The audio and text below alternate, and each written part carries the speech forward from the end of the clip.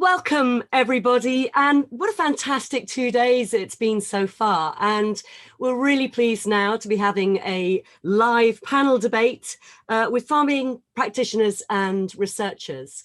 My name's Caroline Drummond, and I'm joined today by Eveline Adam, Martin Weih, Robin Walker, and Andy Howards. So just by way of introduction, I'm going to go through the logistics. And then I will give you a short introduction before asking each of our speakers to give about a little bit of detail about who they are, where they're from, what their main interest is, and their shining example of intercropping. I will then be asking questions myself for about 20 minutes while you're thinking about your own questions, and you will see at the top right-hand side a live Q&A tab where you can click and submit your questions, and please use your full name, so when we follow up a bit later, if we don't get an opportunity to answer these questions today, you will be able to sort of do them later. And in fact, when I read out the questions, I won't actually be giving your full name, but of course hopefully you will be able to understand that that's your question. And you can thumbs up and like questions as well if you think, right, I'd like that one to be asked. We're due to finish at 8 o'clock. However, I am aiming to finish at 7:30, sort of because then we can actually after that have a slightly more informal session. So the panelists have all agreed to sort of stay around until 8 o'clock. But I'm very conscious that rather than people sort of start drifting away at 7:30, it would be great to actually kind of finish now and then a little bit more informal. So I hope you've charged your glasses. I know it's dry January, whether it's water or whether indeed wine, cider or beer, then we're in for a really good discussion. I think, as has been discussed over the last few days, this is such an opportunity for building resilience within our farming community and driving change to improve soil health, stabilize incomes for farmers, create diversity and build a better environment. And as this conference is all about, it's intercropping for sustainability. To introduce myself briefly, my name is Caroline Drummond. I'm the Chief Executive of LEAF, Linking Environment and Farming, one of the partners in some of the Horizon 2020 projects. And I've been running the organization since it started now for the last 30 years. LEAF's commitment and drive is definitely about more sustainable agriculture. And it's been over that time, we've really been working with farmers and many of you around the table as well, researchers, to actually look at practical approaches. In particular, our mission is to inspire and enable more circular approaches to agriculture and food and farming systems through integrated, regenerative and vibrant nature-based solutions that deliver productivity and prosperity amongst farmers, enrich the environment and positively engage young people in wider society, working of course in 3 areas of demonstration farms and innovation centres, of market opportunity through the LEAF mark and through education, which has been a really important part for us. But of course, as with anything, this is all about partnerships. And I know many of you will also know Emily Trivett, who is the technical coordinator at LEAF and our lead for the Horizon 2020 projects. Without a doubt, the challenges that farming's facing will continue to grow. Climate emergency, a loss of habitat and species, a lack of diversity in cropping, nature, and indeed Western diets is really a challenge. But agriculture is so well positioned to make a significant contribution to the reduction in greenhouse gases and indeed restoring nature and our soils. Farming really does hold the key to many of the solutions to try and ensure that we meet those global commitments of the Sustainable Development Goals, the Paris Agreement, net carbon zero, and of course, the COP15 with the Convention of Biological Diversity.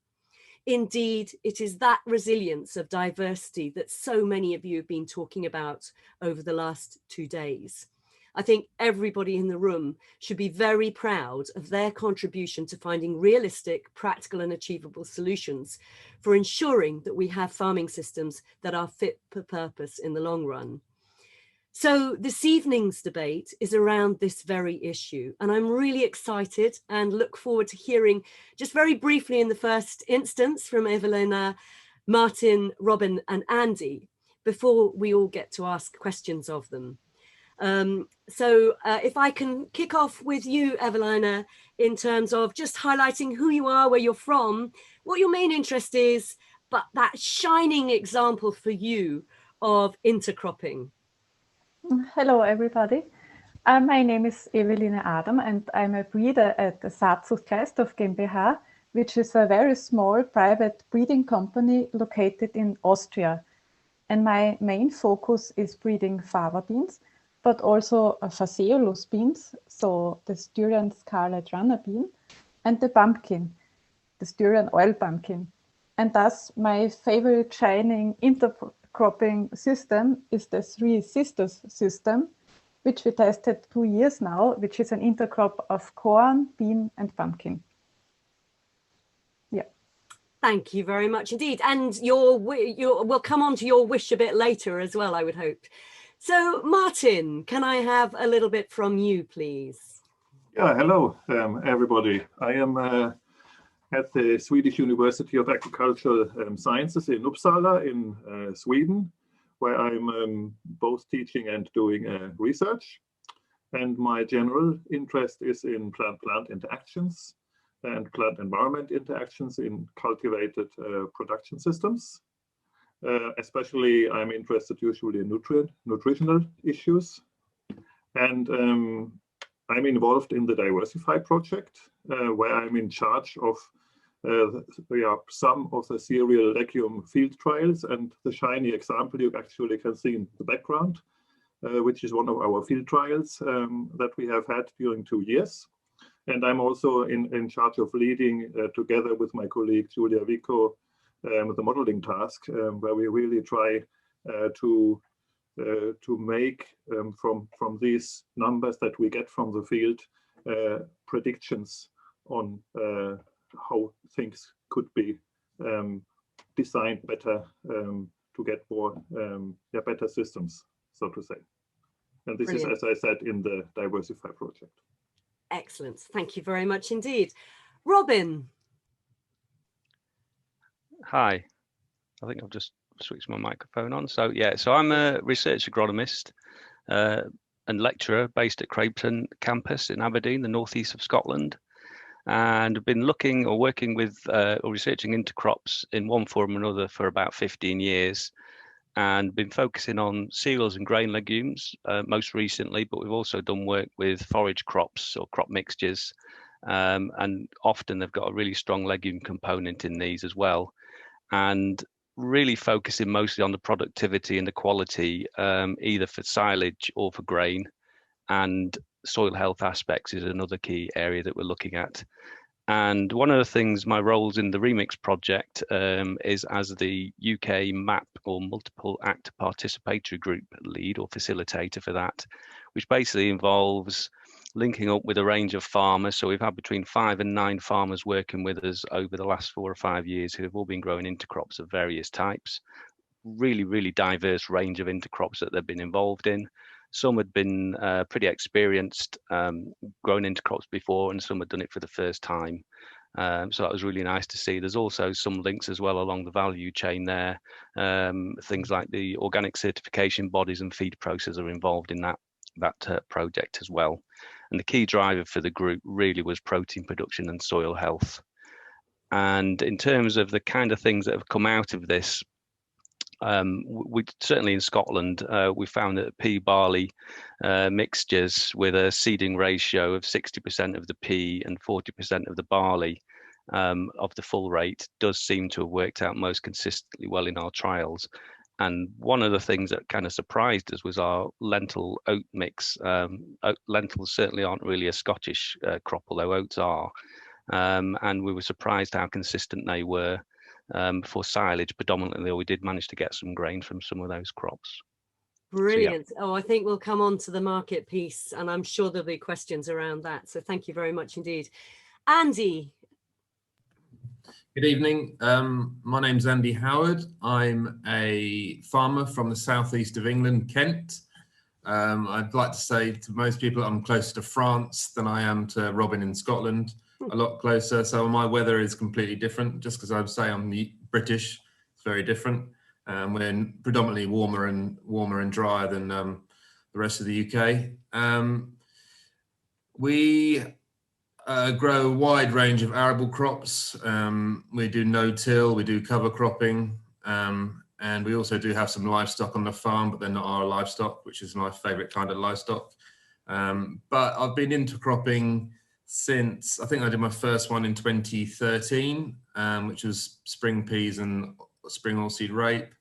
And that got me interested in the subject. And then in 2015, I was lucky enough to be given a Nuffield scholarship to study intercropping and companion cropping around the world.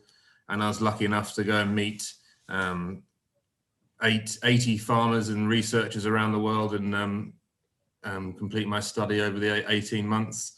And if you want to read that study, it is free online on Nuffield International, like every Nuffield is there.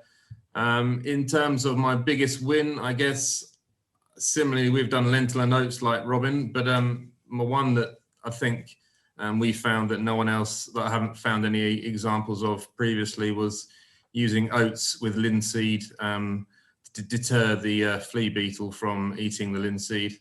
It was something that I noticed in the field, just walking across the wild oats, patch of wild oats in our linseed, wasn't getting eaten by the insect pests, but the rest of the field was getting absolutely devastated.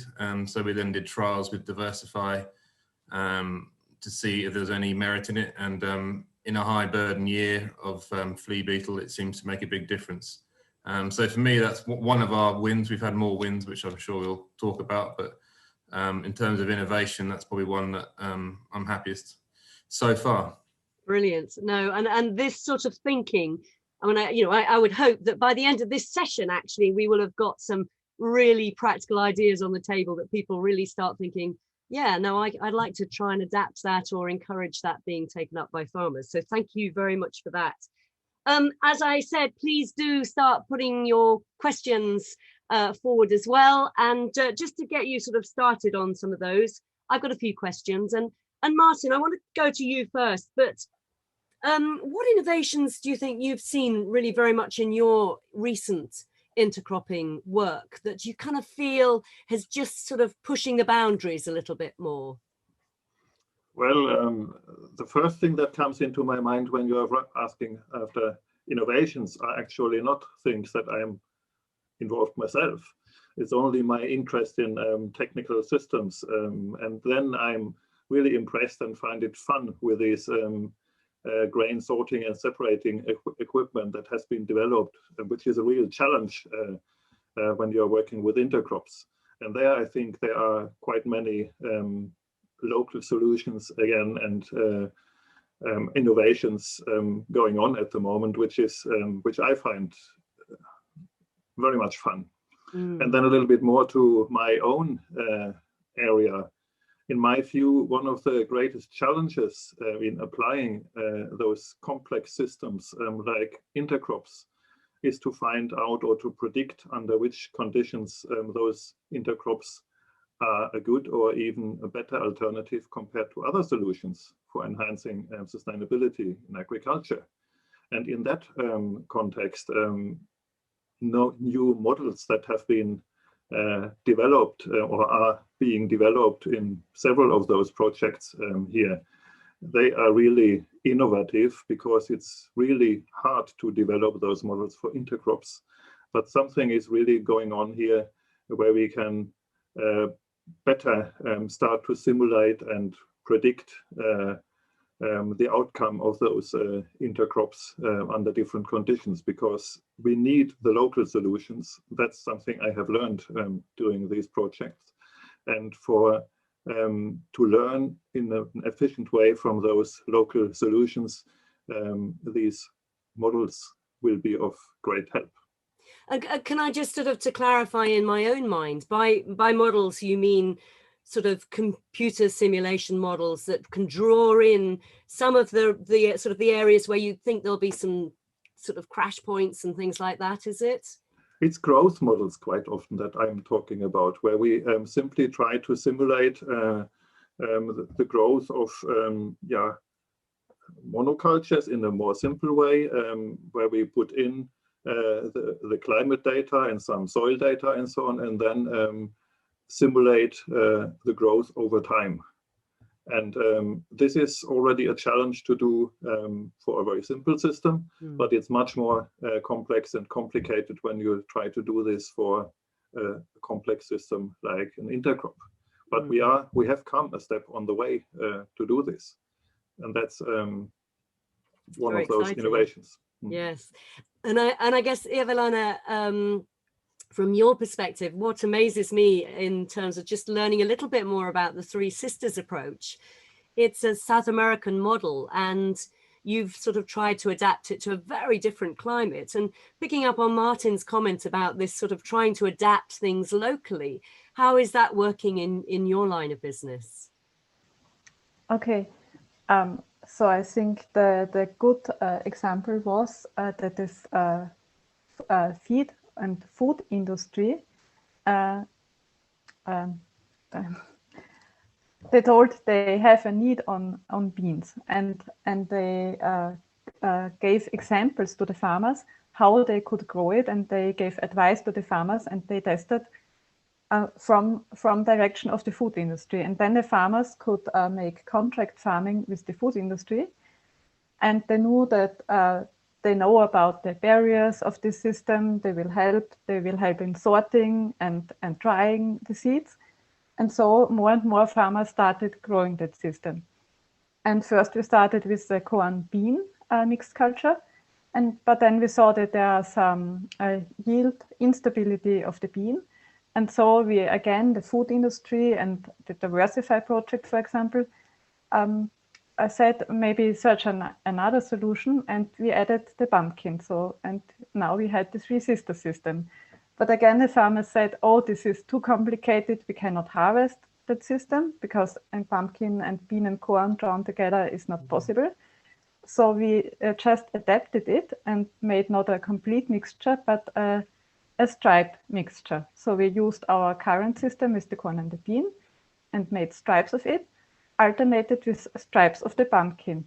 And the stripes have such a position wide that harvest is possible with the normal machinery on the farm. And now we have a mixed culture of all the Three Sisters that is adapted to our farming conditions and to our machinery. And it is just to give advice to the farmers to see and say, hello, it is possible. It is not that complicated. Let's go to our DIVERSify participatory farmer trial and see. And then they start and use the system. So and I think you're still seeing the same level of benefits that have been from the traditional Three Sisters approach, have you? Yes, we don't have yield data or something like this from the additional system from South America or other countries. We have yield data now from our DIVERSify trials, but not from large-scale agriculture trials in other regions so far. No, but very exciting. But we can compare it with the monoculture of the three cultures, and we have good yield effects. So that's good.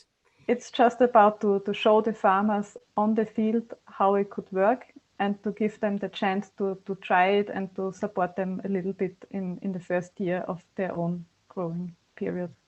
Wow, fantastic. And I guess that harvesting issue is something, in fact, Robin, you highlighted from your sort of challenges, and you said, this separation piece, and it was something that Martin's just mentioned a few minutes ago as well, can be a big challenge. So I could say, well, you're cheating because you're making silage, whole crop silage, but are you actually also doing a bit of separation in there as well?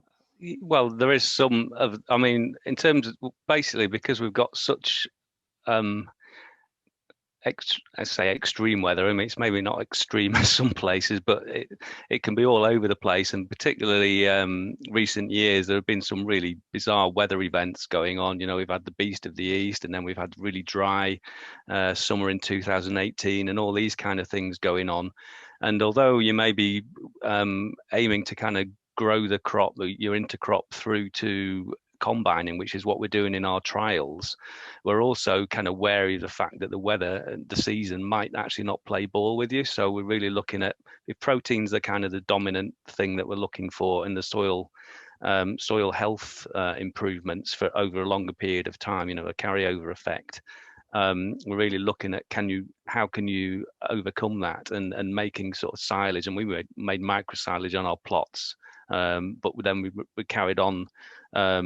We grew the plots right the way through to full maturity, and sometimes the crop failed at that point, but the silage, you're always going to be able to get something from it. So that's where I was looking at in terms of the harvesting. But there are specialist approaches in terms of actually combining the grain as a grain crop. And again, one of the farmers, he actually was growing a pea and a wheat crop, and he combined slightly earlier than popcorned it. So basically, essentially pickled it and was using it for his chickens. He's got an egg farm. So there's different ways along the, how mature the crop is, that you can still utilize it very effectively and reap the other benefits linked to the intercrops. And I guess from that perspective as well, you get potentially the added benefit of not having to import soy potentially, and different profiles and things like that. Profiles for the livestock. Yeah, I mean, one of the key things there is trying to reduce soybean meal importation. So homegrown, and particularly if you're organic as well, which, I mean, not all of the farmers in the group were, quite a lot were, probably 3/4 of them were organic farmers. But one of the things there is there's kind of a shift now towards more regional, or at least more regionalized feed buy-in. So actually, you do need to actually be able to try and produce your own if you can, rather than transporting it, or whether it's even around the country, but certainly reducing imports. I guess that fits into a sort of a circular agriculture type approach, really, of trying to kind of close the system to enhance the efficiency, really, more than anything. So I mean, that's hugely innovative. And from your perspective, Andy, I think you've been doing some wonderful things with machinery as well. So could you sort of explain a bit about your system and some of that too? Well, when I finished my Nuffield in 2016, there's all these things I wanted to try, but the big limitation was I couldn't separate them. So I decided to make my own. Well, not make my own, buy lots of secondhand equipment and put it all together in a bespoke way. So in 2017, we bought a rotary screen cleaner and put it up on a gantry, which we then have a trailer either side, which we feed with whatever intercrop we're doing. At the moment, I'm cleaning my beans and my oats. And the rotary cleaner does a reasonable job of separating the two crops. But it is, it's an art. Separation is an art, and it's certainly not simple. You have to plan what you're growing with separation in mind. You could end up with a lot of stuff that's just for feed. For me, I don't have chickens, I don't have my own livestock. So for me, growing for just a feed market isn't really what I'm trying to do. I'm trying to go the other way and grow more for added value, local food market, especially with things like the lentils. So that's what we've done, and it's been pretty successful. But I'm always keeping my eye out on new developments, and there's many options. Some with a big price tag, some with relatively small ones. But what I will say with my system, I've managed to make it. It also cleans our seed, and it also, like I'm doing now, it's bringing my oats up to milling quality. Whereas if I'd sold them straight, this year was pretty difficult for oats. I would have only got a feed price. So there's a £30 a ton premium for milling oats. So I'm adding value through that cleaner separator in many different ways. So I think most farmers probably have got a 30-year-old cleaner in the back of their shed, or there is some in someone else's shed that you could go and you could go and buy off them for not very much money and just fiddle around, play around. That's what I've done. I mean, that sounds brilliant. And in terms of what was kind of the driver, did you think, right, I want to try and separate so I've got good marketable quality, or did you think, really, can I add value to this as well? Because it sounds as though you've actually got some double wins, really.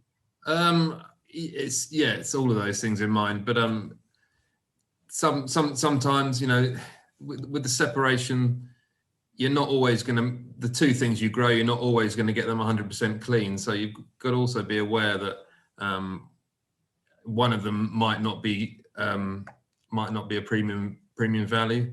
But that's when you start thinking about, when you're planting, which one of the intercrops you're growing, which constituent do you want to grow for a premium, and think about why you're adding the other part is normally for an agronomic reason, and if that isn't quite at premium status, then you've gained in the other intercrop. It's all about thinking about what you're trying to achieve with the main crop, I guess. And Robin has sort of highlighted from his perspective, that real focus on soil health and protein production, which is, our big failing of plant protein, really, and the opportunity for driving that to a completely different level. And have you seen those agronomic benefits? And indeed, do you eat your protein? Do you see a good market and a strong market? We grow lentils as protein for hodmedods who are in Norfolk, and I was speaking to them last week, and for anyone who doesn't know, hodmedods sell British grown pulses and grains. Started a sort of small group, and have just in the last few years it's just ballooned. Speaking to them last week, they've taken on 4 new people to cope with the extra demand. So wow. I think with COVID and everything else that's going on politically, I think there is going to be a bigger market for homegrown proteins for adding value. I'm not saying it's going to be a huge part of the whole market, but it's definitely a growing market. And it's all about keeping it local. And for me, it's much more exciting and much more rewarding as well. Do you eat your own lentils? Because blokes don't really eat lentils on the whole. I do eat lentils. Oh, well done. Lentils, yeah. Good. Lots of questions starting to come through. So I'm going to start off with one for you, Martin, actually. Why is modelling for intercrops so much more difficult than for monocrops? And thank you from Jana for that question. Yeah, thanks. It's a good question. But if you try to imagine how this modeling work works, we try to establish kind of fixed relationships and curves between a set of environmental conditions like the light or the nutrient availability in the soil, and then try to predict how much a plant would grow from one day to the next. That's the way how it technically works. And if you have only one type of plant, if I now put it like this, like a monoculture, then it is relatively, you can establish this kind of curve and can be quite certain that it will work if you have just tested it and validated it under several various environmental conditions. But if you then add another neighbor suddenly to this plant that has rather different curves compared to the first plant that you started with, then you have, and you don't know whether this additional neighbor is more working like a competitor, taking away resources, or maybe facilitating. You don't know it in the beginning, and changing these curves that are individual for each of the 2 plant types. And that makes the modeling of those intercrops much more complicated and complex, the prediction, because you don't have these simple curves any longer. You have to also predict the interactions between 2 different plant types, and in addition, how this might change when you change the environmental conditions. For example, when you start fertilizing or have other management actions. And that's the reason why it is very interesting to try to do it. But if we at the same time want to keep the models simple in that way, that you don't need lots of input data, because that makes it also very complicated. If you need to do so many measurements, hundreds of variables to put into the model until you can get out anything, then it is in practice, yeah, you can't really use it. So we try to construct models where we try to identify those factors and plant characteristics that are most important for especially these plant-plant interactions. And if we are lucky, we find them, and then we can build a simple model that can also be used in a practical context. Otherwise, it's only mostly an academic science. And I guess that must have been sort of the joy of, for example, Andy recognizing that interaction between wild oats and lentils as well. I know, Robin, you were going to comment on this too. Yeah, it was just in relation to the models. I mean, you've obviously got the intercrop models themselves where you're looking at the competition and all the other factors between the two crops, but there's a number of models that are also looking at weed competition. So you've got an added component there, which is even more complex. So there's a number of researchers who are dealing with those kind of things as well. So it's even more, it makes it even trickier. But from an organic position, obviously that's really, really important, because you don't have the opportunity to use herbicides. So that kind of modeling is really important. So I'm sure there'll be a number of papers that have been done over the last couple of days, and yeah, on that. And there's also a few on the ReMIX YouTube channel as well. The ReMIX Intercrop. There was a winter school that we held in Wageningen last week, so a lot of the presentations that were on there are now finding their way onto the, well, it's me putting them on there, but they're going onto the YouTube channel, and there's a few looking at weed interactions with intercrops with weeds in there. Thank you. Andy, sorry, I think you were going to add to this as well. Thank you very much for that, Robin. No. Okay. There's a question for you. I keep moving. The questions keep moving. So here, to all on the panel, how do you select the crop cultivars of both legume and cereal for intercropping? Do you consider any particular plant traits suitable for intercropping? So Eveline, can I start off with you on that question, please? And that was from Noah. Yes, I think it really strongly depends on the end use of the crop. So it differs if a crop is used for silage, or the intercrop is used for silage, or if the intercrop is used. So I think that the most important thing is to be clear about the goal of the own field site and of the own intercrop, and then decide about the traits. So in our case, for example, we grew fava bean together with oat or with wheat or with grass pea. And we wanted to use the grain of both crops. So for us, the most important trait was to have cultivars with an ripening time that is similar, so that the harvest is okay for those cultivars. But I think we also had intercrop, not in the project, but for ourselves. For example, with winter fava bean and winter triticale, and there it don't matter when the ripening will be, as it is used for silage. So I think there is not one answer fitting for all intercrops possible. So I think the most important thing is to be clear about really the goal, and then think, what are the traits? And then maybe it would be best to ask local advisor that has a lot of knowledge about the local cultivars, about those traits, and just search the best combination.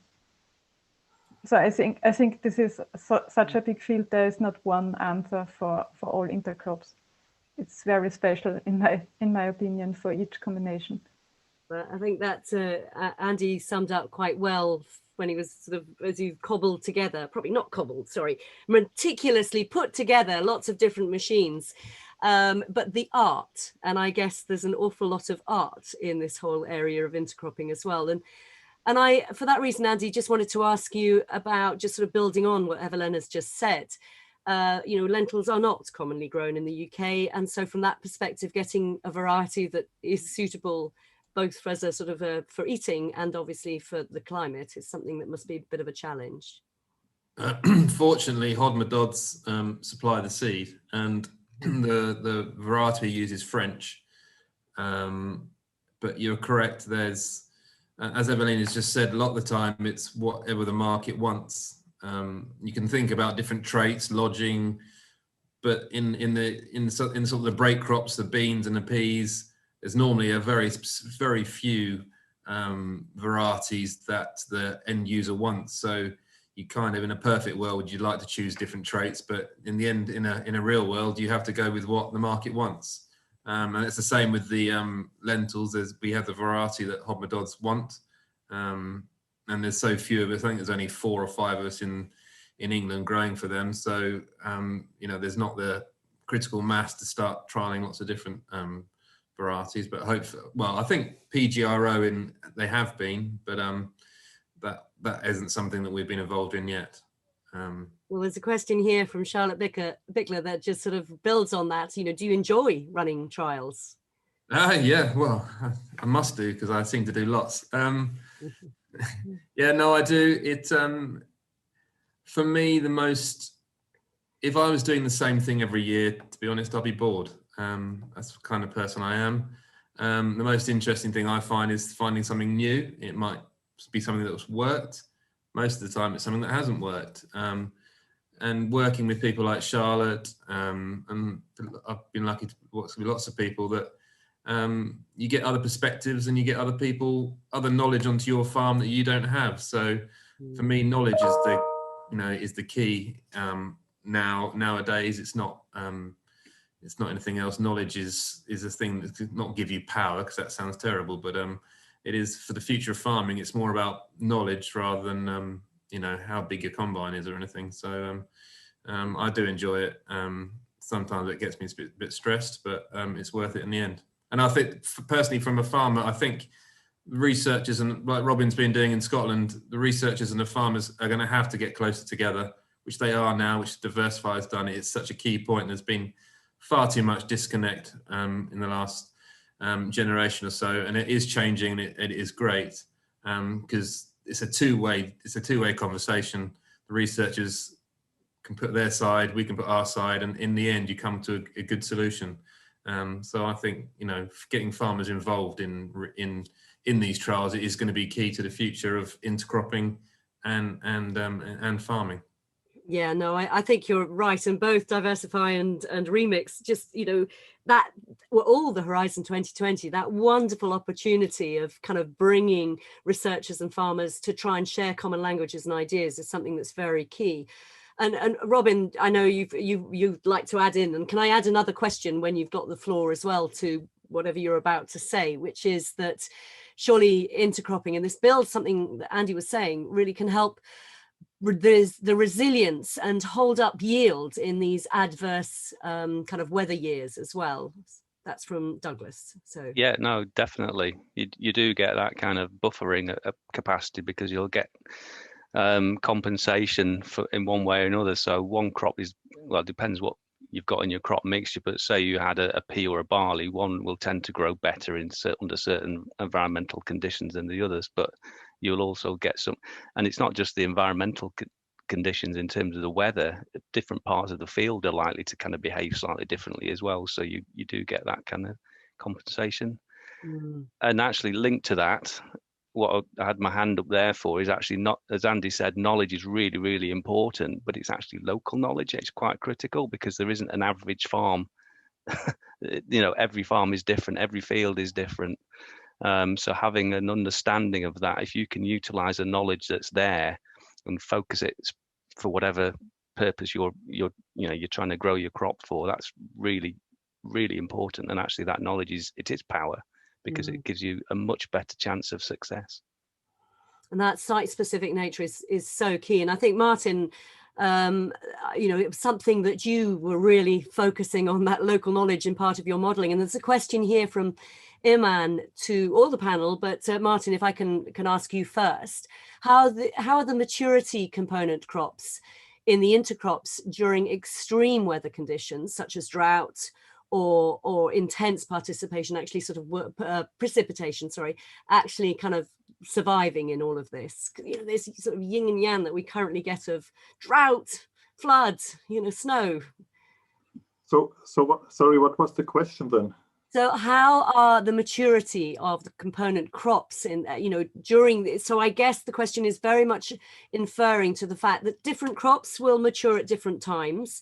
And when you have extreme weather conditions, how do you really kind of, how do you manage that from a practical farmer point of view? Because they may not all be fit really ultimately for yield and for actually harvesting. I mean, that's of course very much a question, or that is very much linked to what you want to use the intercrop for. If you want to use it for feed, it might not be that critical. But if you want to use it for something else, in the end, it might be extremely critical. And then it's one of those key questions that we have to solve because extreme weather conditions simply have different effects on the different components in an intercrop. And yeah, I can't really say much more than that this is one of the big challenges.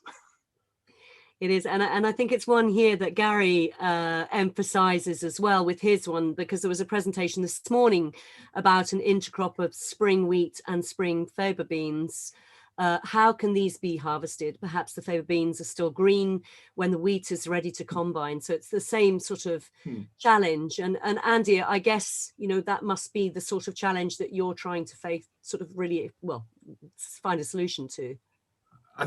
The first part of it is planning. I mean, don't go and plant a winter barley with a spring bean, because, you know, there's 2 months difference in maturity. That's never going to work. So you have to be sensible about what you're planting. In the second case, you know, they do converge a little bit. So if in monocrops there's 10 days difference maturity, that probably will go down to 5 or 6 days. Some other people in the panel might have a more accurate answer to that. But the third one is, what I do is, you know, I'm deciding which is my most profitable or most profitable part of the intercrops, like the lentils, and I harvest the lentils when they are ready. But I do it with oats, and oats are already ready. You don't want to have a very expensive, very profitable part of the mixture green when everything else is falling out. You have to sort of, as long as you've got to be happy that one will be slightly green, maybe, but if it's the less profitable one, then it's not too much of a problem. But most of the time we find that they are both ready, and things like oats will wait for a bean.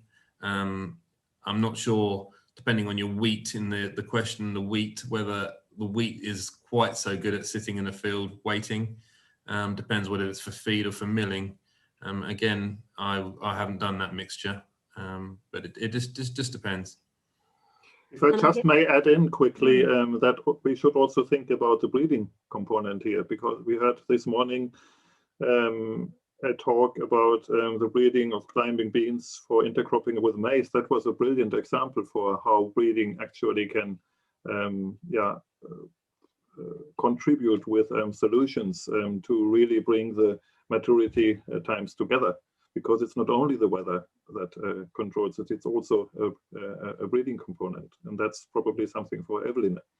Okay, yes, and I think, as you've exactly highlighted the challenge, kind of the more we know, the less we actually do know, because it just highlights yet another challenge of what are those interactions between two crops. And Eveline, could you address this question? But can I also add another supplementary question while you have the floor, which is from Iman, which is that most arable Swedish farmers have wider sowing and harvesting machines, which might make narrow width less feasible to operate.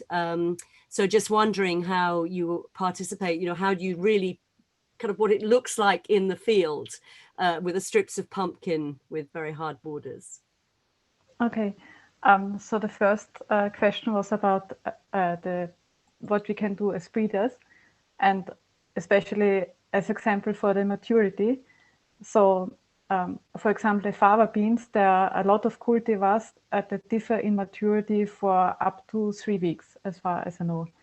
So the first point would be to really have very, very good information about the cultivar used in the intercrop for both cultivars, so for the fava bean and for the wheat, for example. And there should be possible to find cultivars that should mature simultaneously at the end. So, and also for breeding, if we know the traits that we should breed for. So for example, if we know there is a need for a fava bean that matures very, very early, especially for intercrops. And it's okay if it then has, for example, less yield than a cultivar that matures later. So if you have good information, we can also start breeding programs and for the future to breed for such intercropping conditions. So, but I think in principle that there should be enough cultivars with different traits or different maturity groups, and it is all about choosing the correct cultivar for the purpose. And concerning the harvesting, so I think for fava bean and wheat, one of our technicians said that it is always a compromise between the quality and the yield that is inside the threshing drum. So, and as Andrew said, it is also about what is the goal of the mixed cropping. So, for example, for our case, when we grow the corn and the bean together, we use the bean for human consumption. So this is the most important part in the mixed cropping system. So we have to harvest very, very late in the season, so in November, for example, and thus the corn quality suffers already because it's a too late harvest for the corn. And so the corn is just used for feed then. So, and it's again some kind of compromise between the two cultivars. And so I think it should be just clear which compromise solution is possible for this intercrop. I think it will never be the perfect intercrop where both cultivars have the highest yield and the same maturity and everything that you want. So thank you for that. And yes, it's always kind of getting that bit of a trade-off, but at the end of the time, there are real benefits from the sound of it. But I've got here a question from Hannah, who is saying that as a farmer, just starting to experiment with intercrops, I've been inspired by the research discussed today at the conference. Is there any discussion groups or groups for knowledge exchange between farmers and researchers in the UK and worldwide? So I guess, Robin, can I pass that to you? And of course, it's the sort of things that we do within a lot of the projects that are going on here. Well, yeah, I mean, most of the projects have probably got some kind of group going that'll be talking about that. I mean, I know ReMIX has YouTube, Facebook, and Twitter, and every other kind of social media type thing going, and I'm sure DIVERSify is the same. But there's loads of groups out there. It's just kind of focusing on. Andy's sticking his hand up. He maybe is on several of these. Thank you. Andy, do you want to add to that? In UK, there is Innovative Farmers. There is an intercropping group, which has been running for 2 or 3 years. And we have been sort of meeting up fairly regularly, obviously before this happened. So that is one. And Charlotte Bickler would help probably. If you look on the Innovative Farmers website, you'll find the intercropping group. That would be a good way to start. And from there, you just keep your eye on social media and you'll soon find plenty of people putting pictures up. Yeah, so Hannah, do get involved, get engaged with DIVERSify, ReMIX projects and in innovative farmers. And of course, you know, leaf demonstration farms as well are very involved in some of these areas too. I've got here a question from Katrin. Does anyone have examples where the crops in intercropping are harvested separately? For example, winter wheat with soybean, where the wheat is harvested above the soy and then the soybean later in the year. This could overcome some of the problems of synchronizing maturity and even make better uses of resources. I don't know if there are any examples. Yes, Robin. There are, but I'm not aware of too many in the UK.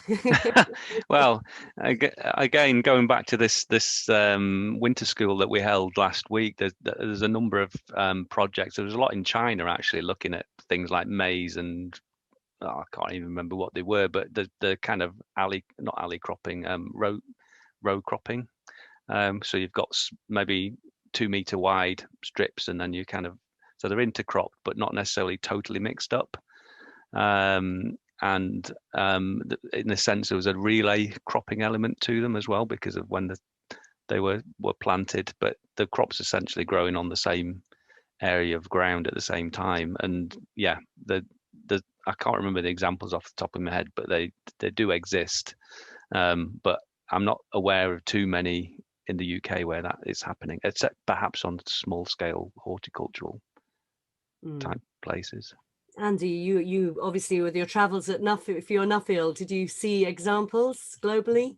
In Europe, European-wise, one I saw was in Switzerland, where they were planting buckwheat, winter oilseed rape, and red clover all at the same time, and they would harvest all three separately at different times. So the buckwheat would come off 3 months later, the winter oilseed rape would be the next early summer, and then the red clover would be 3 months after that. In the UK, I know John Pawsey has tried to relay crop buckwheat into oats, I think, but I think the lack of rainfall put pay to that. I don't think he got a harvest. But in the States and North America, I saw a lot of people who were soybeans and wheat, where they'd plant the soybeans between wheat rows, and then they'd harvest the wheat over the top of the soybeans, especially the further north you go up in the US. And it's a potential for soybean growing in the UK, but I'm not yet convinced soybean is a good crop in the UK. But it could be a way of mitigating risk for the soybean in the UK. I'm not sure we have that. I'm sure there's potential, but I'm not something I'm planning to do at the moment.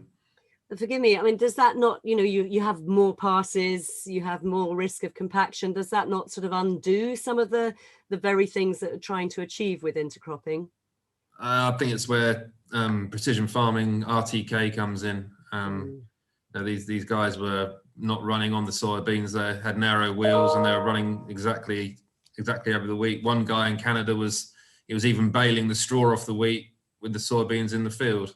He'd modified all his equipment to manage to do that, to feed his cows. So anything is possible.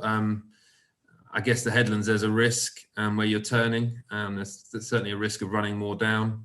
But it comes back to the goal. What are you trying to achieve? Are you trying to achieve a pretty picture for Twitter, or are you trying to achieve an actual benefit? And it is one that's got potential, but I think a lot harder for us. I've got a question here, and wonderful questions coming through. And forgive me, I'm busy scrolling up and down. So if there's a particular question that everybody loves, do like it, so it'll go to the top a little bit more. But there's one here for Martin and Robin. Thank you. Oh, there was one. It's just disappeared now, a bit further down. Sorry. Thank you for your answers to Jana's question. In addition, I think there might be that modelers have to consider more diseases and animal pests for intercrops than for single crops. Do you agree? Yes. The models have always to consider much more.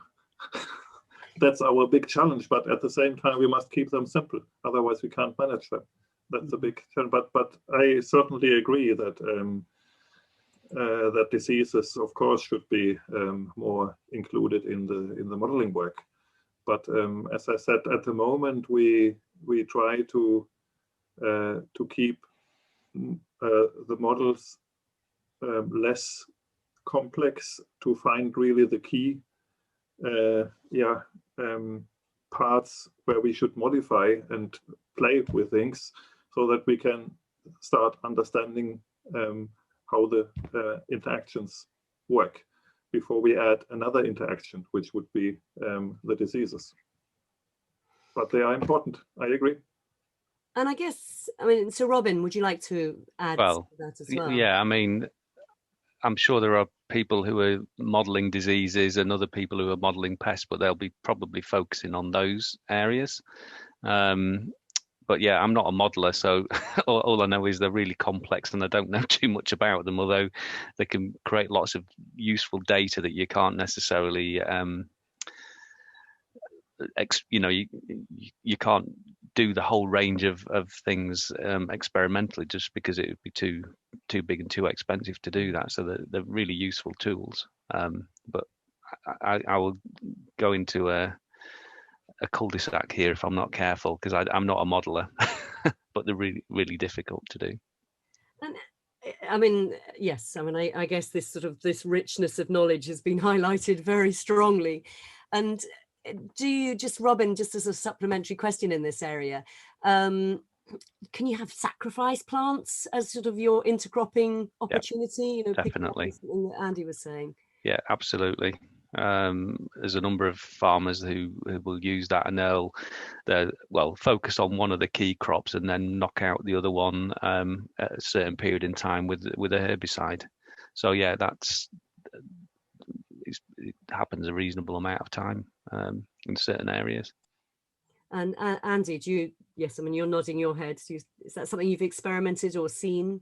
Yeah, no, and it's becoming quite widespread with winter oilseed rape. The idea came from France, and mixing it with various things, but in France, spring faba beans are the main companion, and either the winter or the herbicide will knock them out. And I think there's been a few presentations in the last couple of days on this, showing good yield, pest, and nitrogen benefits. And it's the same with my linseed with oats. I killed the oats out after 8 weeks, because once the linseed's growing, it's done its job. And linseed and oats aren't very easy to separate, so I don't want it as a full-term intercrop.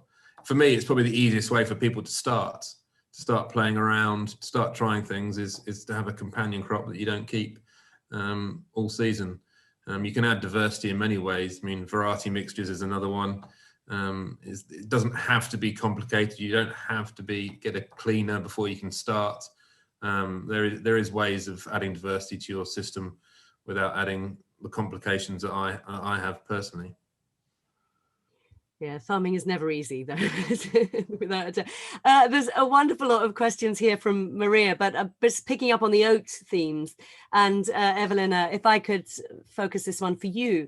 Consider that oats were grown in mixtures historically, but they were neglected in breeding when horses obviously became unimportant. And now have we now have early barley and wheat, but not oats. What needs to be rectified if we want to make the use of superior properties of oats for species mixtures in the future? Oh, this was a rather complicated question at the moment. Could you please repeat the last part of the question? Yes, very much around the fact we used to obviously value having horses instead of kind of tractors and everything, and oats had a very strong purpose, but they're less popular, and so we've got wheat and barley. But what are the traits that really could be developed more within oats, or I guess stolen and nicked and developed into wheat and barley and things like that, that we could really build resilience and build more capability? And oats are becoming incredibly popular, certainly in the health kind of food area. Okay, so to be honest, I'm not a cereal breeder. We just had the oat in our mixed cropping with the fava bean, and there is one food industry that accepts, for example, fava bean oat mixed culture. Right. And for that, yeah, I think it would just be okay to have a discussion with the feed industry about what is needed and what could be used for the feed industry. So, and for oat, I'm really considering to using oat in our breeding for the fava beans, to be honest, as it has a very good weed suppression capacity. And I think there are much more trials necessary to show the advantage of the oat at the moment. So, but what we could see was this good weed suppression potential, and we really think about to develop it regarding just a companion crop for fava beans or for other crops that have a high susceptibility to weeds. And so this could be a trait where oats could be more valuable again. So, but I'm really not a specialist in which qualities of oat are important for food or for feed industry. So, but from my side, what we saw, it could be really a good companion crop for weed suppression for a lot of systems. So in a very low density. So we had in our trials, I think, much too high densities of oats. We started with 50% oat and 50% fava bean, and then oat suppressed fava bean completely. And next year we tried a 30% oat and 60% fava bean. This was better, but oat was still too competitive for the fava bean. And now we are thinking about 10% oat and 90% fava bean or something like that. So, and use the oat just for the weed suppression and to have a nice weed-free field site, for example. Thank you very much. Well, for saying you weren't an expert, that was a very good answer. So thank you very much, Eveline. Robin, our man in Scotland, what are your thoughts on some of the wonderful properties of oats from a practitioning perspective, an agronomy perspective? Well, they are good competitors. There's no doubt about that. And they also grow well in relatively low fertility conditions. So again, it kind of depends on what you want. If oats is the main crop that you're after, that's great. I mean, we've used them as support crops for things like peas, and they work quite well there. But they do tend to be a little bit later than maybe some of the other cereals. So yeah, it kind of depends what you're wanting them for. They're certainly good as a monocrop in a low input system, but they can work very well in an intercrop system as well. And it might be that actually that quite often they're used as a lead into a lay phase. So they'll be undersown with the grass and clover. So they compete with the grass and clover at that point in time, and then once the oats are harvested, so there you go, that's where you're looking at harvesting at different times, but you're looking at harvesting over the next few years with the grass and clover, whether it's grazed or cut for silage or what have you. Right, thank you. And Martin, to add to that as well, I believe. Yeah, a little bit maybe from the Swedish experience, because oats were actually quite popular in Sweden under those conditions that when horses were still more popular. And we just did, it was with a different purpose, but we did had a student trying to look into the old literature on what kind of old land races of oats have been described during the last 100 years or something. And it was amazing what this student was able to dig out from the literature. She went to the library here in Uppsala, where there are lots of documents that are not digitalized or so at the moment. And she really found lots of descriptions of old land races of oats that might be very relevant also in an intercropping perspective, but where we simply don't know enough about them. So there might be a potential that we at the moment cannot really utilize, but there is something.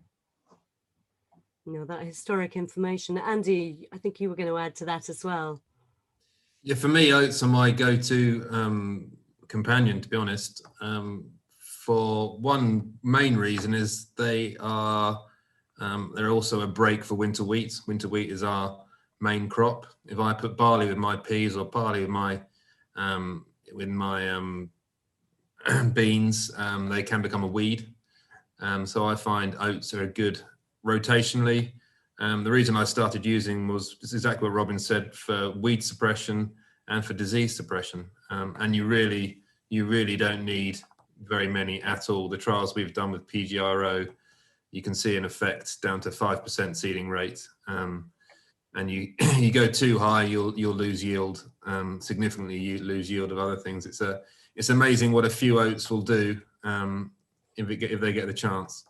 But they're for us, they're a good companion. The only thing you have to be wary of is wild oats.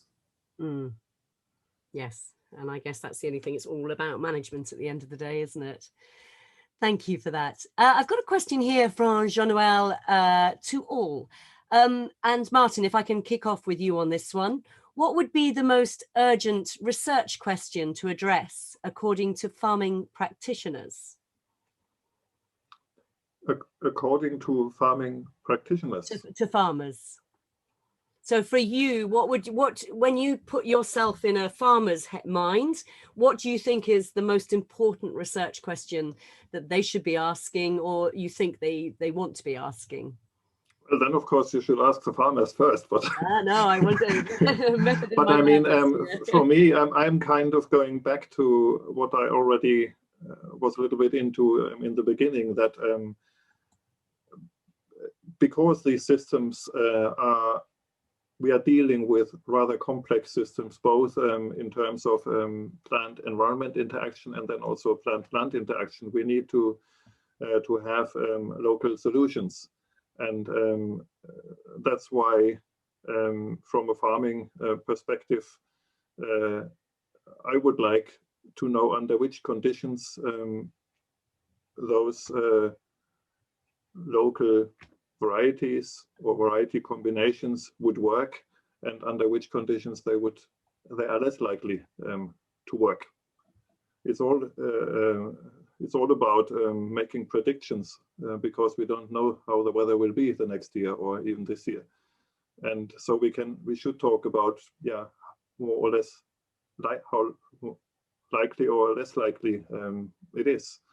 And then as we have as it is so complex and we need to work on the local scale, this is really something that I guess should be rather important for a farmer. Thank you.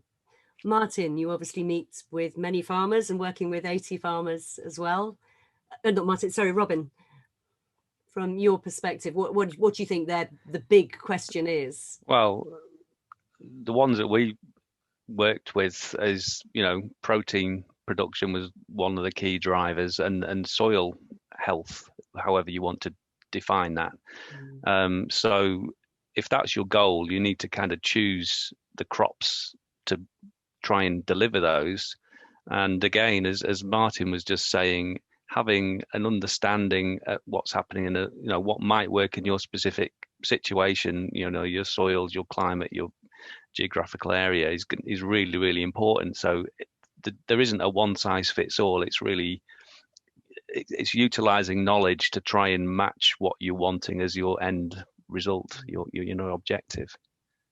And I don't think there is a simple answer, but each farmer will know what they want. How they get there is where we as researchers and knowledge exchange people need to try and feed that through to them, or at least give them the tools to be able to do it. So Andy, what's your big question then? Did the researcher get it right? The agronomist get it right?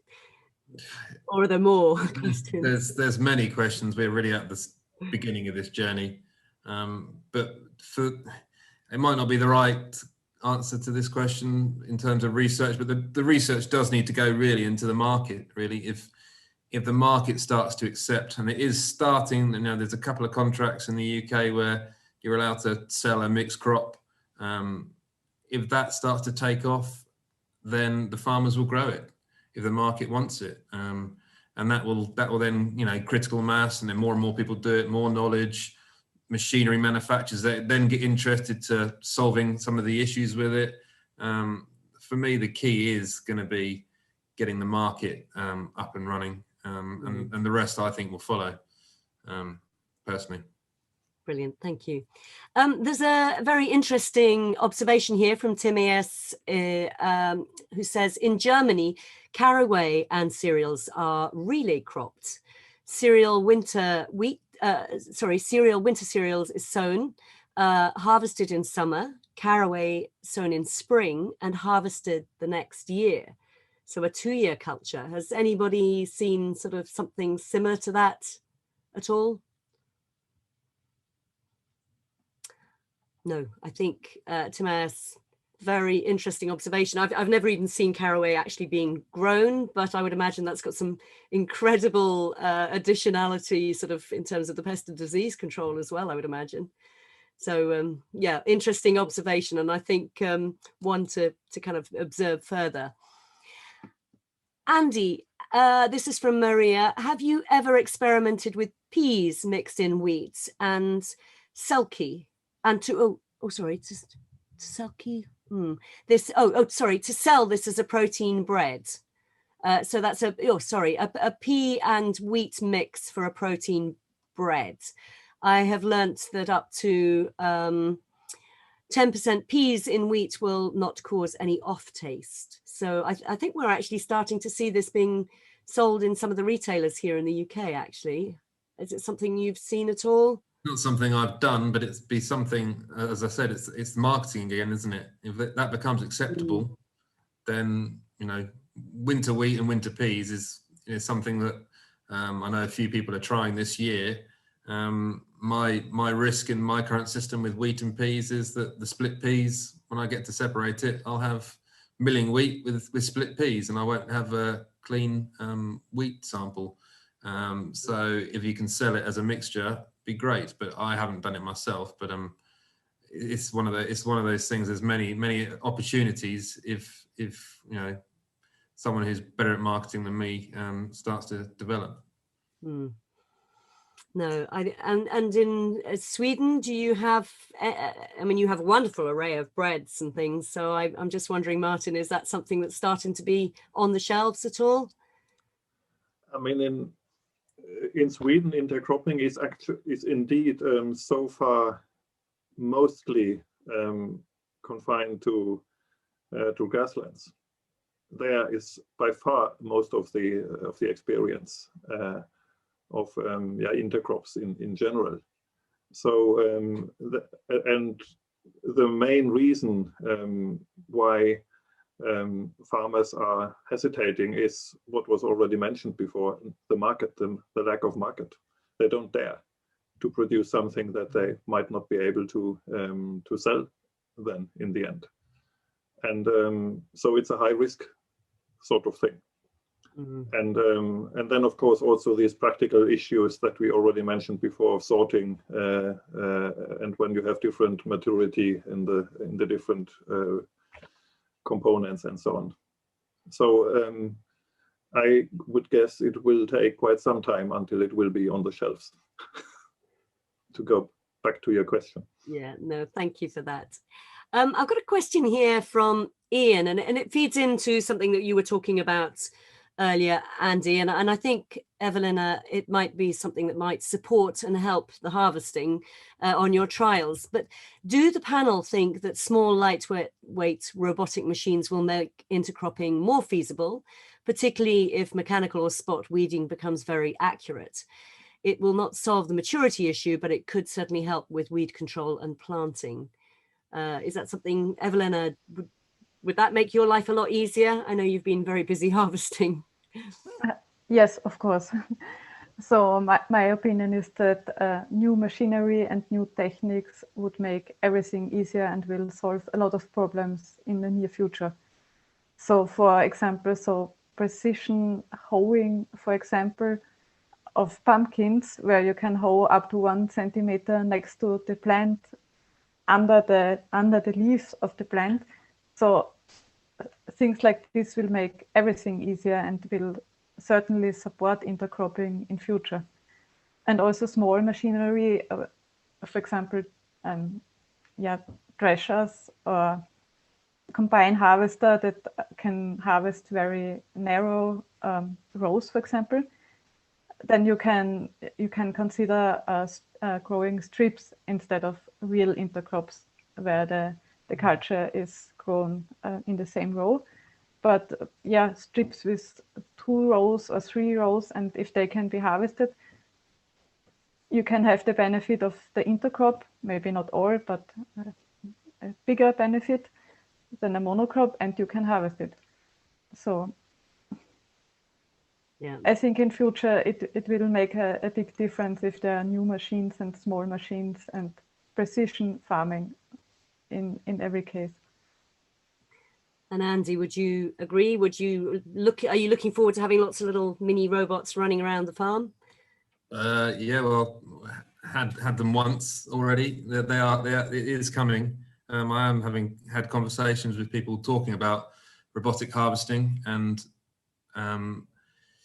it completely opens up the future of intercropping. We won't be talking about species mixtures of 2, we'll be talking about species mixtures of 10. And you can also talk about having beneficial weeds in the bottom that you can leave. It starts to completely open up. If you've got a harvester that is small and can pick each individual plant, which feasibly is possible, but there hasn't been the research and the money put into it yet. But it is coming, and in 10 years' time, I think we'll be talking about multiple mixtures rather than just 2, and Martin's models will explode. But they'll be a lot bigger.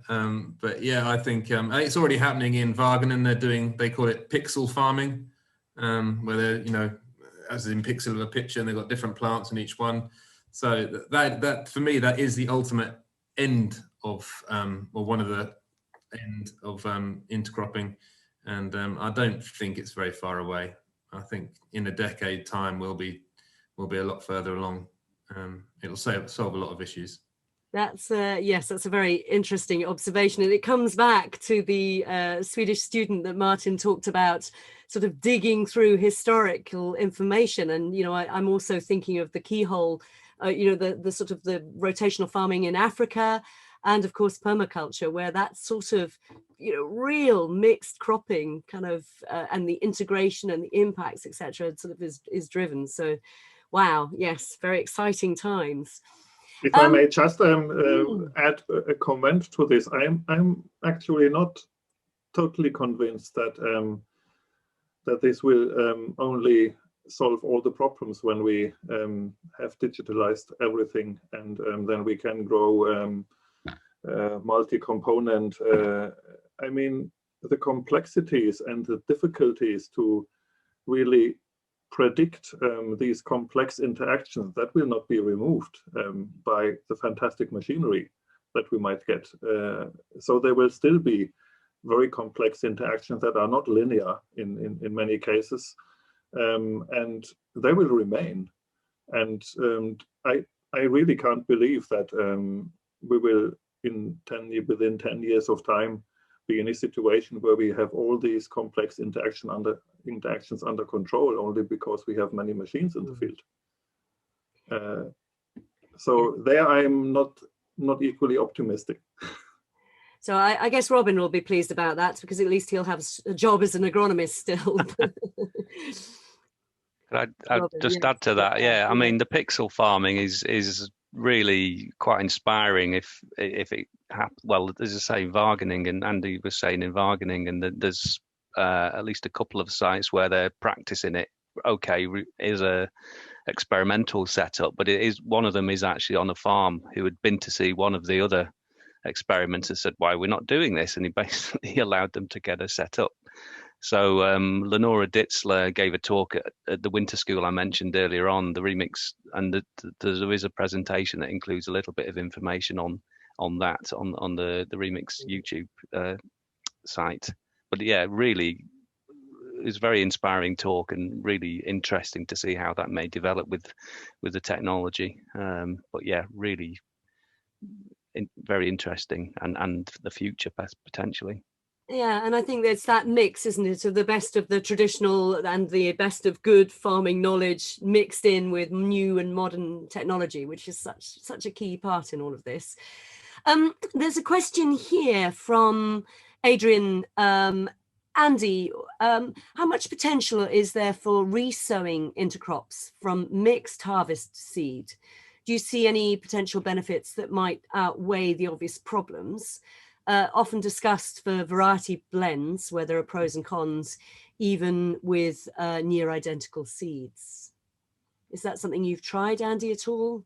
I was thinking about this the other day when I was busy separating my beans and my oats. Some of them will be probably going back in the ground together, but I can't see with the wheat variety or the variety mixtures. I can't see an issue. I think it's probably that they will probably get. Adrian's the expert on this.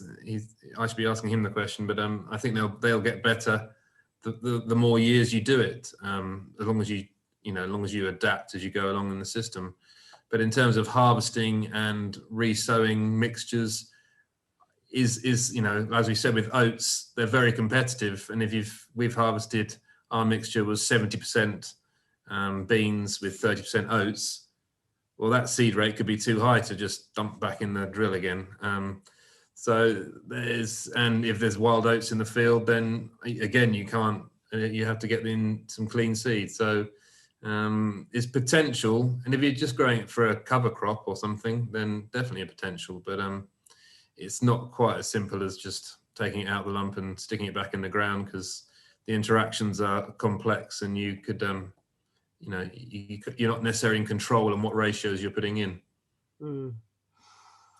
And there's a further question here from Douglas, who I think is a farmer, and some wonderful observations from everybody and some additional ideas. So thank you, everybody, for your input. But again, Andy, and I guess others as well, are you using intercropping in the break in your rotation? And the theory being that you're able to get higher composite yields. Are you now getting better gross margins than if growing just monocrops? Yes, we are still, like most people, just at the beginning. It's not, my farm isn't 50% intercrops. We're not near that yet. We're still learning. But yes, for me, one of the drivers is the break crops are normally the ones with a lower margin, and if you can increase the margin by £100 a hectare, £200 a hectare, then it starts to make more sense, and you get a better farm margin, which is more important than each gross margin. And then the question about am I using them as breaks? I am at the moment, yes.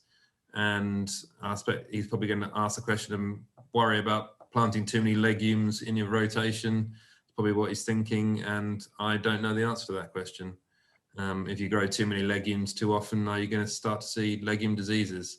My answer to that question is, as long as you keep enough diversity, probably not, or you lower your risk, but I can never say never. So that would be my answer to Doug. I asked him not to ask any difficult questions. Oh, we've got lots more observations here as well. So just to sort of kind of clarify in my mind, so you would put in your mixed intercropping crop, and then the following year, would you kind of always follow, what would your rotation actually look like? Well, wheat would be most of the time every other year, but we also grow herbage seeds, so we have 2-year break from all cereal crops. So that's, it would normally be a winter wheat or winter barley, and then there'll be a break, and we try and intercrop the break, and then we're back into winter wheat. And then, in the 5-8 year rotation, we'll have 2 years of grass as well. And Robin, would you see similar type of rotations coming from some of the farmers that you're working with as well in this area? Haven't had to say it, guys, but if you could unmute yourself, Robin. Oh, sorry, yeah, that would help.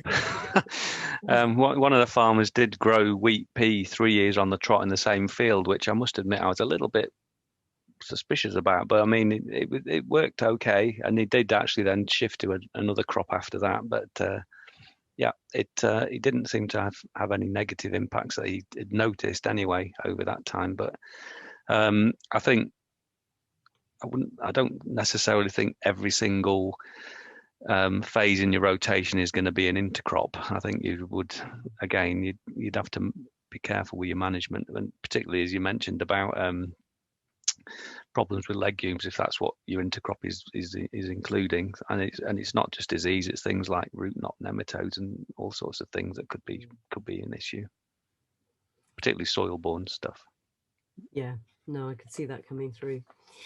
I'm conscious that we said that we would sort of finish the more formal part at 7:30. So we're going to round up now. And I know there are lots of brilliant observations within the chat, and thank you very much indeed. And what we're going to do once I've asked everybody to just kind of really round up from each one of the panelists, we're going to have a little bit more of a kind of open mic discussion as well about some of the observations that are in that chat. So please do stay if you'd like to, and we will be around till about sort of 8 o'clock, where we will be cut off very promptly, or earlier if we feel that the conversation's drying up.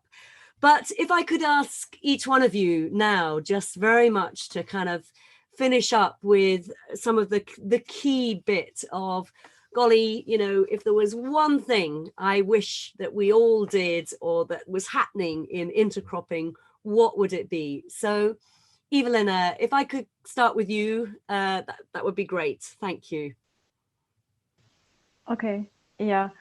So for me, I think the most important thing in intercropping stuff is how can we get the scientific results that we have to a local farmer, and how can we translate all the results so that the farmers can understand and can use it, and how can we help the farmers to just ask their advisors for help. So I think this would facilitate intercropping also, especially in our region, and especially the farmers I know. So I think this is much more important than very specific traits and too much scientific knowledge.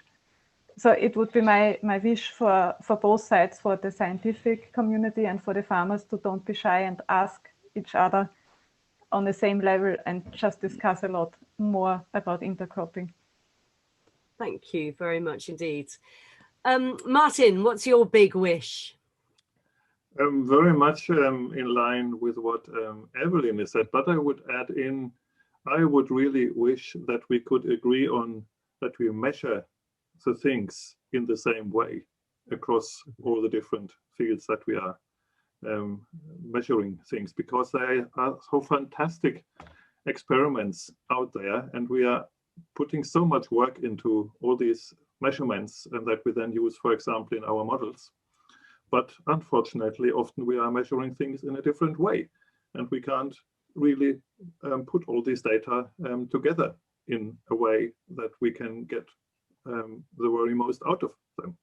So my wish would really be that we could agree on the same protocols, even if that's a bit boring, but do things in as similar way as possible in all the different places, because then we can get out both for science and for the farmers the very most of it.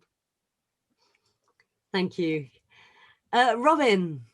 Yeah, my comment really was very similar to Eveline's about information exchange, and I think we also need to consider advisors as well within that chain. It's not just the farmers and the researchers. Actually, a lot of farmers would actually have advisors helping them, so you need to kind of make them have an awareness of that. And it's the understanding the kind of the principles to be able. We've already said that each field, each farm is different. There's no one size fits all. So it's having an understanding that you can. Once you know what you're aiming for, your end aim is, that you can actually come up with your own solution in some ways in terms of, utilizing that information and to be able to focus it so that it does answer your question. So it's a lot of it's to do with information and analysing that information and then utilising that so that it benefits you for what you want at the end of the day. And hopefully, as Andy said, somebody will buy it. Andy, your wish. As a farmer, we've normally only got 40, 50 harvests in our lifetime, and it's surprising how quickly they disappear and you realise you're halfway through your career. So my wish would be if every farmer could try at least one thing in a little corner of their farm, share that knowledge. Suddenly we've got multiple harvests, hundreds of different trials, different all over the place in every region, and then at least we'll have a massive amount of knowledge that we can share. It just 1 hectare in one corner of one field and share it. That would be my my wish. Thank you very much indeed. Wow. A huge thank you, and just really what a brilliant lineup of brilliant questions, but very effective answers. So very many thanks, Eveline, Martin, Robin and Andrew. A great job. A huge thank you too for the AAB and indeed DIVERSify and ReMIX for actually putting this programme and the whole conference together as well. I know we've certainly enjoyed it from a leaf perspective, and really well done. Good food for thought and some very practical solutions as well. It is a time for action, and there's been some really good recommendations. And just to kind of pepper some of the things that have come out of today or this evening, the art, the importance of adapting, the critical focus of that local site-specific knowledge, the importance of sharing research and information between researchers and farmers and advisors as well. This whole key area of planning and measuring, harmonizing those measurements, another being a very, very important part. And knowing your priorities, that's come through very loud and strong, particularly in actually at the end of the day, having something that can be sold and the marketplace. A huge amount of knowledge, genetics, engineering that are going to be the key to some of these solutions. And, addressing yield, resilience, the importance of kind of mitigating against pests and diseases, and of course, improving soil health and building up our new plant protein opportunities as well. I love your idea just then, Andy, every farmer just try something every year, and wow, what a knowledge bank will start to kind of build up in that area. So it is, let's get more of this out on farm, experiment, adapt, change, develop and drive. Yes, we learn from mistakes, and from that perspective, this is what this Horizon 2020 research work is all about. And, that importance of demonstrating right across Europe, the strength of leadership and partnership, and of course, collaboration. So a very big thank you to everybody, and have a good evening. I know tomorrow will be another fantastic day as well.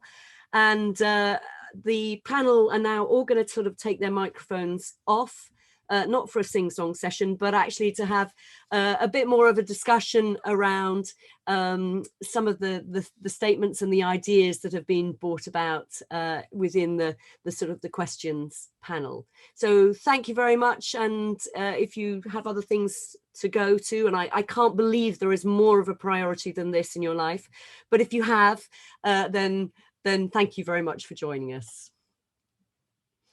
Right, guys, so thank you. Do you want to all take off your microphones? And I know that you've all got sort of access to some of the thoughts and the comments and things like that. So there's I don't know if there's any particular issue that you wanted to raise or address. There's quite a lot of information here about different rotations and things like that. I don't know if there was anything in particular that... For me, flexibility is the key. And that's another reason why I like oats, because if something goes wrong when I'm with my peas and my whatever, I as a conventional farmer, I can get rid of those oats. It's just not, you have a goal at the end of the season, but things change. Being adaptable and flexible, not being too stringent. We've sprayed out areas of fields for certain reasons. but because we've got the 2 crops there, we still have a harvest. So make sure there is flexibility in your system when you're trying things. And don't, there's no point growing an intercrop if it gives you a weed problem for the following year. Or the next 10 years even. Or the next 10 years. So you have to be sensible. There's no point dying on your own sword, really. Are you solely arable, Andy? Well, yes, but we have livestock. My cousin has his sheep, and we have some cows as well. But we don't own, but sometimes chase. Is that something? Yeah, yes, fence and chase, and is that something that bringing livestock into an intercropping rotation would work? For me, well, as Robin's talking, a lot of Robin's farmers up there in Scotland have livestock in the system, and it's a brilliant fail-safe. If the weather goes wrong, if something goes wrong, you get the mower out, and you've got a perfectly good silage. So, what we're talking about, the separation, you might get one pure crop separated, but the oats might have split peas in, which won't, if you've got something to feed it to, then it's not wasted. You've grown your own feed. So I think livestock can bring, a massive amount of flexibility and into the system, if that's what you want to do. And is that what you're seeing, Robin? Because I guess, is it just for silage, or do they graze some of these? Oh, no, it's a mix. People will, there's a few of the farmers actually on here, and they'll grow for grain, but yeah, some will just whole crop it, or, combine it early and prop corn it or something like that. So there's different ways you can utilize it, but it was more thinking about, one of the questions we had as a group was how do you think you might expand the use of intercropping? And I think small steps, but there's probably, as we just said, there's less risk on a livestock or a mixed farm of utilizing it, because there's a pretty good chance you'll be able to use it in some form or another, and it'd be beneficial. So if people could use those as examples, whether it's open days or this kind of stuff, and kind of see some of the figures that are, just basic figures coming out of, how it can work, then it might start to kind of filter through into kind of other areas, more arable type farms.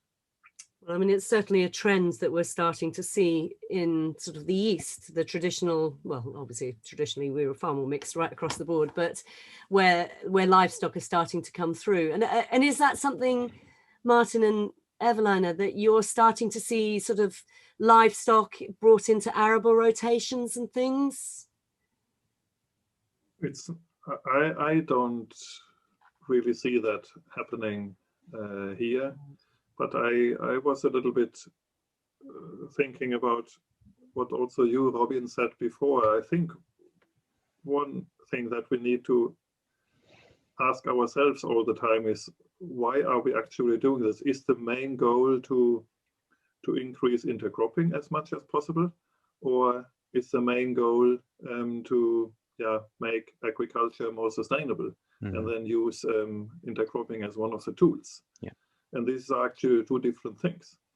And sometimes I have the feeling that the discussion is going a little bit too much into that we want to sell a kind of a product, and this is intercropping, and not really to solve a problem.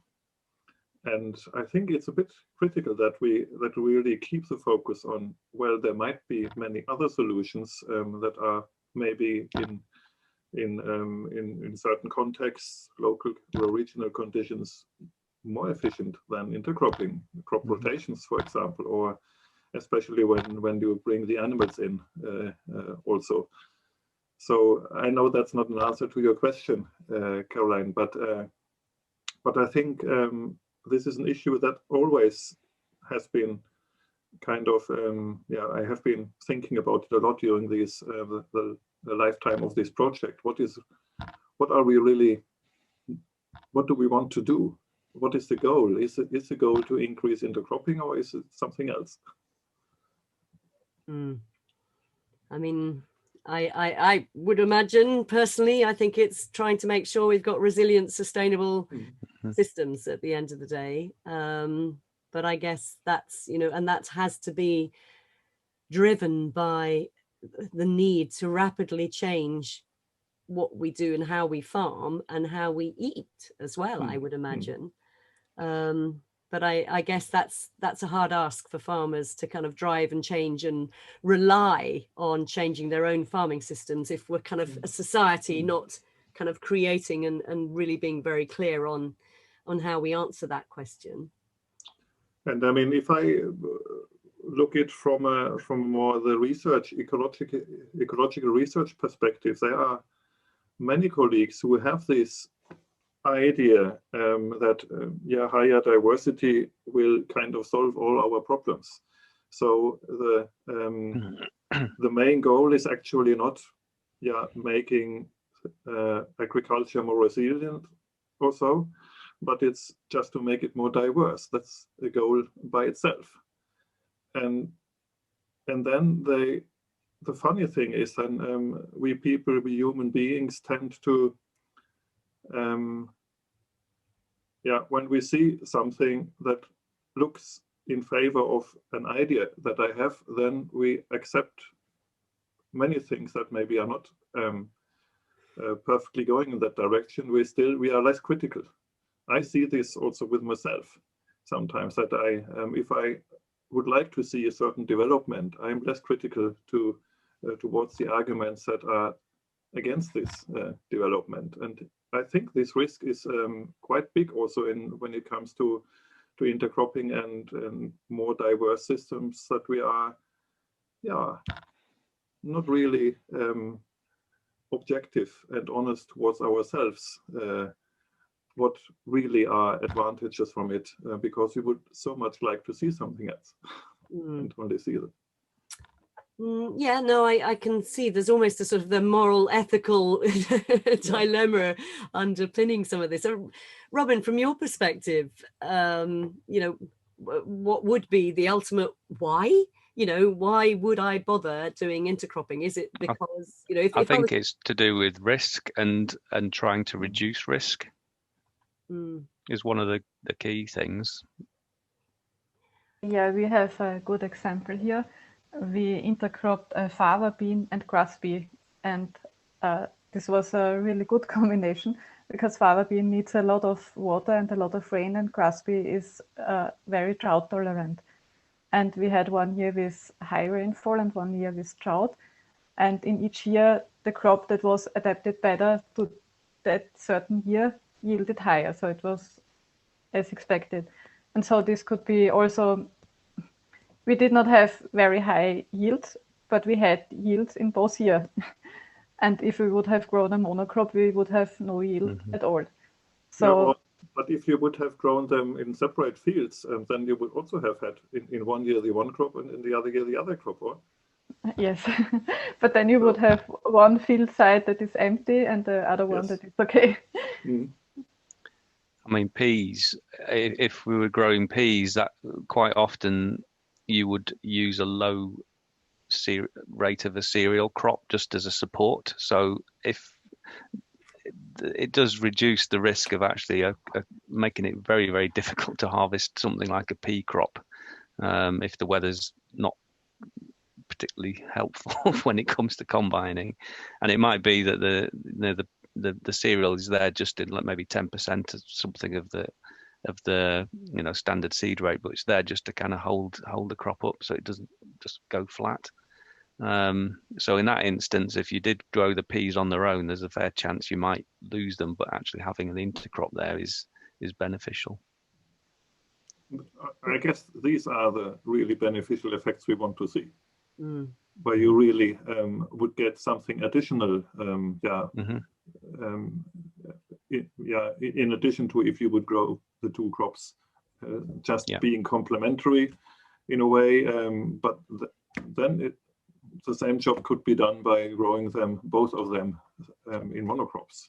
But we want to really get these additional benefits when we are growing them together. And these are sometimes not so easy to really find evidence for and to show. Comes down to profit in the end. Yeah. is that your ultimate driver, Andy, for your big why? Why do you do it? Not, post Brexit, we're not going to have subsidies in the UK, so you're not going to do something unless it's worthwhile, unless it adds value to the bottom line. It's not all about profit, but it's it's risk aversion and adding to that bottom line. And if it doesn't, you won't do it twice. As Martin, it is one tool in the toolbox. It's not the be end all and end all. I mean, if you can have intercropping in a bad system and it can be a disaster, or you do the wrong mixture and it's a disaster. But I think the better your health your soil gets, etc. That underlying thing of soil health, the better it gets, the easier these things become. If you're in a degraded system, then you probably have got more weeds and more issues, bigger ones to deal with, and intercropping is probably lower down the list of things to be trying. You try and improve your soil first, but it will eventually come down to money, doesn't it? Unfortunately. Yeah. I mean, there's an interesting observation here from Ian Gould. It's important to understand what you need your intercrop to do. Is it providing assistance to your cash crop or producing a secondary cash crop? Companion cropping offers a range of benefits, to some of which are only starting to understand and appreciate, not least in the areas of nutrition from a nutrient cycling perspective. So I guess that sort of kind of adds to what you're saying as well. It's about, I think it's the legislative slide as well, isn't it? I mean, it's going to come in the next however many years, carbon taxes and pollution taxes, which is going to make nitrogen fertilizer and certain pesticides more expensive. And we're going to have to work out cultural ways of dealing with that. And the way of farming at the moment might not be viable, because if fertilizer is twice the price because you're paying for the pollution, you've got to, you're not going to do it. And intercropping, I think it will increase in importance over time because of all these things we are facing coming into farming in the future. And it's going to be an interesting 5-10 years, I think. Yeah, and I guess, I mean, that feeds into Doug Christie's comments. As a farmer, I'd like to experiment much more with companion crops, a great platform to be able to cut synthetic inputs costs, but experimenting can be expensive as well due to seed costs. Small scale trials add to workloads and sowing and harvest, storage space, being able to sell it by truckloads, etc. So it is always that sort of that opportunity to kind of innovate, to speculate, to kind of hopefully kind of win as well, which would be a challenge. Yeah, and always start small. It is annoying, but don't go and put 200 acres of an intercrop in that you're not sure what the result is, because it can be very expensive. But well, if you build it on subsidies, build what on subsidies?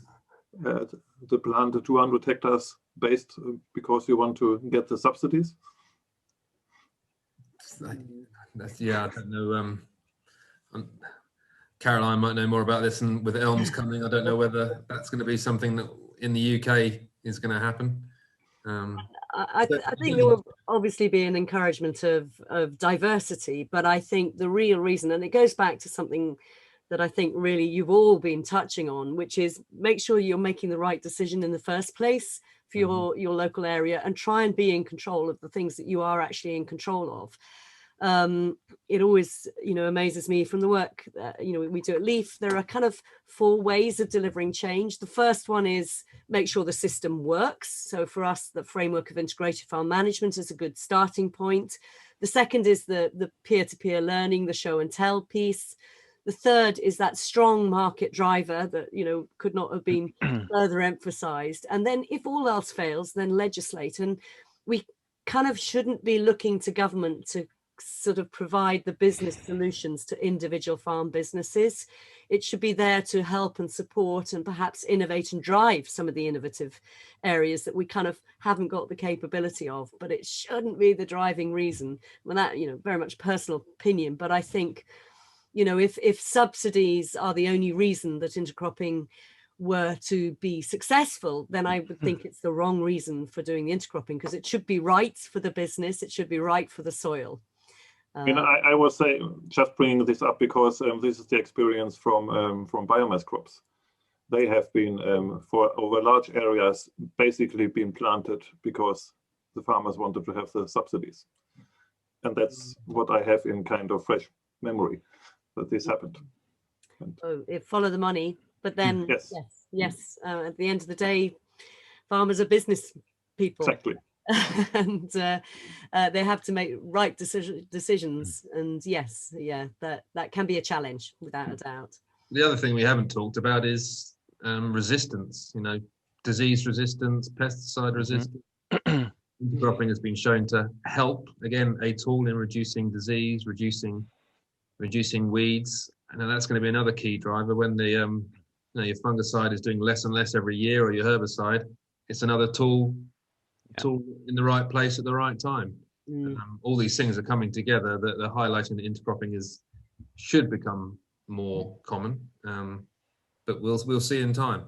It's not just the resistance to that either, it's whether those particular products are actually removed from availability. So there's it could actually be quite a quick shift rather than a most general resistance building up to certain things. So yeah. I mean, but you talked about, Robin, that whole importance of soil health. And have you seen in the trials an improvement in organic matter status, in nutrition? Because I mean, the organic matter thing's a tricky one because it takes a while to really see any noticeable difference. But yeah, certainly things like soil structure, we've been seeing improvements. And some of the experiments that we've looked at, we've carried. We've had basically test crops. So we've had, say, a test crop of barley, or we've had a grass maybe up to 2 years after the intercrops, and we're still seeing yield benefits from 2-3 years earlier.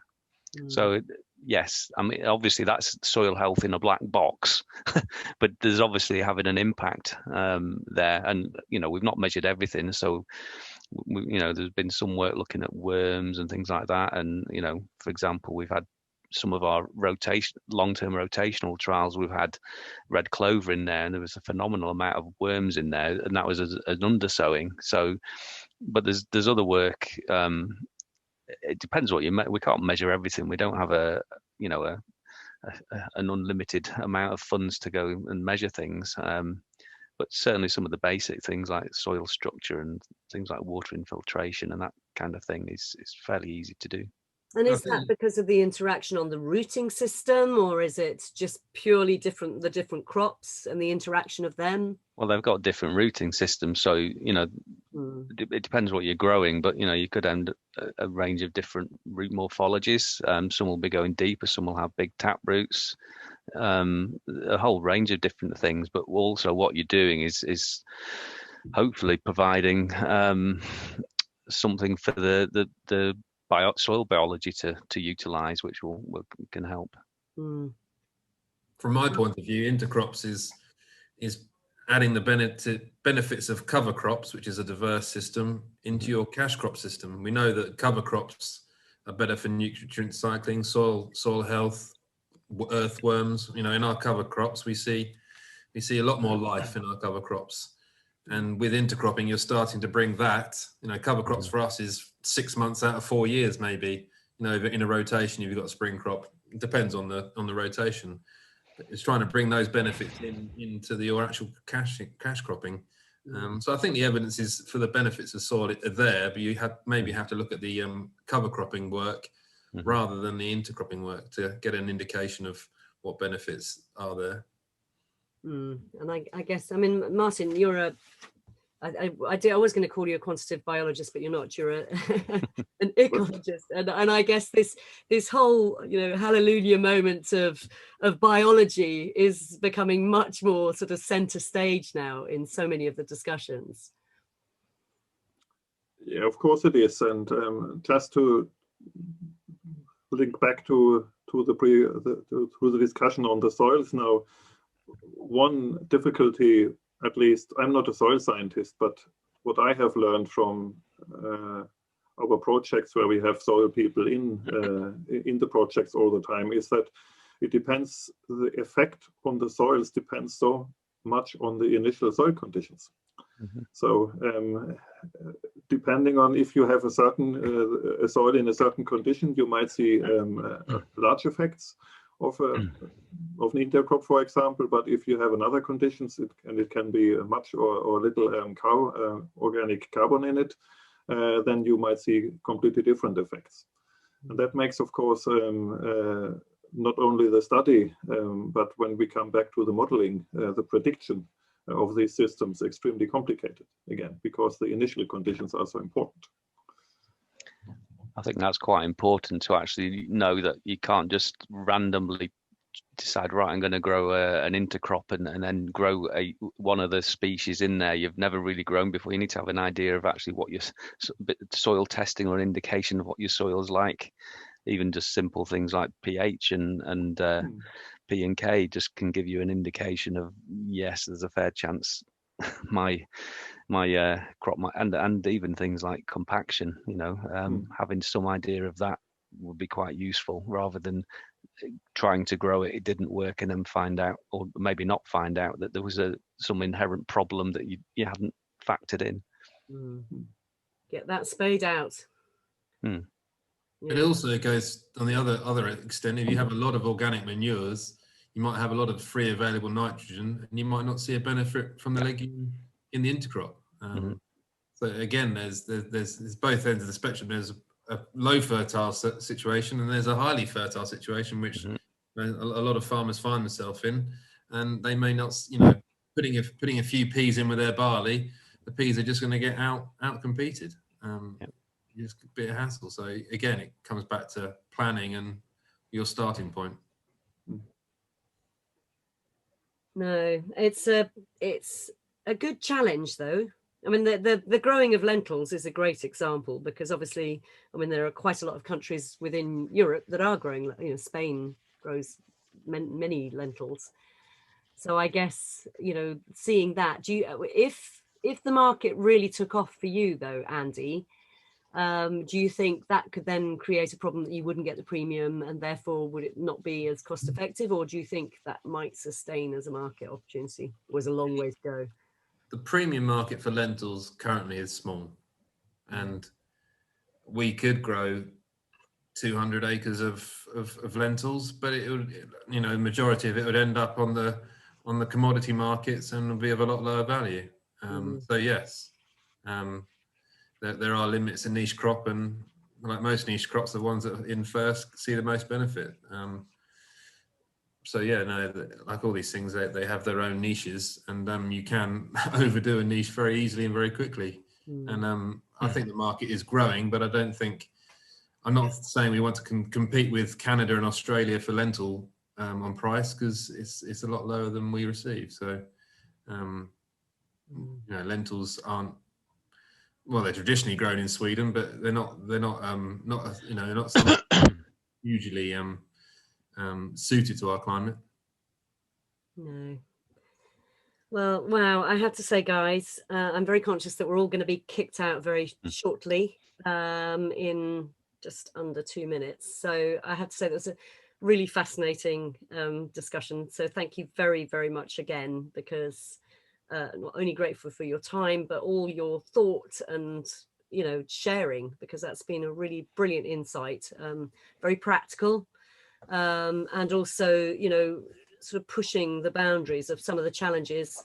It isn't a silver bullet, without a doubt, but actually there are some great opportunities, and we just need to keep on looking at new ways of doing things in better ways. So a very big thank you.